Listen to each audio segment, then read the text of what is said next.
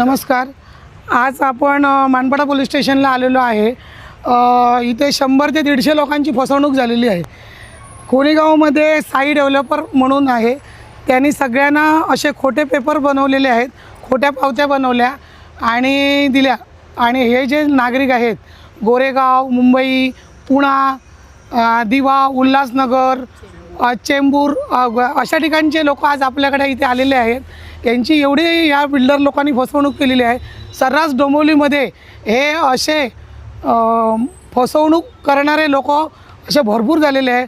माझी एकच नागरिकांना विनंती आहे, जेव्हा तुम्ही जागा घेताय, जागा बघताय, बिल्डरकडे जाताय, ती व्यवस्थित चौकशी करा आणि नंतरच तुम्ही जा. कारण आज कल्याण डोंबिवलीमध्ये लोकांची एवढी फसवणूक होत आहे. पोलीस आपल्याला सपोर्ट करतच आहे. मानपाडा पोलीस स्टेशनने आता सिनियर साहेबांनी आश्वासन दिलेलं आहे की सगळ्यांचे FIR दाखल करून घेत आहेत आणि त्याच्यावर गुन्हा दाखल करत आहे. आशा देवलाल पूर्वे आहे. आम्हाला साई माऊली डेव्हलपमेंटनी यांनी आम्हाला बिल्डरनी फसवलेलं आहे. आमच्याकडनं 6 लाख रुपये घेतले. ते आम्हाला बोलले की आम्ही तुम्हाला 10 तारखेला रूमची चाबी देऊ. 8 तारखेला माझा नवरा आलेला इथे, तर त्यांनी बघितलं इथं असं काय हे चालू आहे मोर्चा सगळे. मग यांनी येऊन विचारलं की हे काय झालं, तर बोलत आहेत की बिल्डरनी सगळ्यांना फसवलं आहे. कोणी बोलते आम्हाला 13 लाख रुपये दिले, कोणी बोलते 10 लाख रुपये दिले. आम्हीसुद्धा 6 लाख रुपये कॅश दिलेत त्यांना. ते आम्हाला बोलले की तुम्हाला 10 तारखेला आम्ही देणार रूम.